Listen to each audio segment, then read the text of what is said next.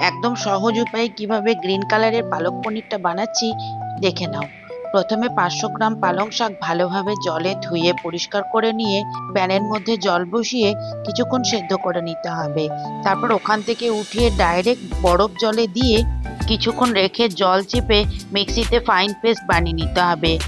কড়াইয়ের মধ্যে তেল গরম করে জিরে, আদা, কাঁচা লঙ্কা ফোড়ন দিয়ে কিছুক্ষণ নাড়াচাড়া করে নিয়ে তারপর কোচানো টমেটো দিয়ে আবারও কিছুক্ষণ নাড়াচাড়া করে নুন দিয়ে কিছুক্ষণ ঢাকা দিয়ে রেখে দিতে হবে।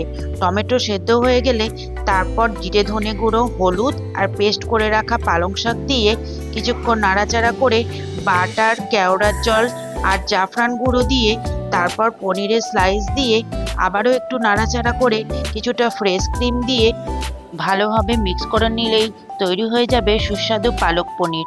তোমরা এটা অবশ্যই বাড়িতে বানাবে, দেখবে খুব টেস্টি হয়। Thank you.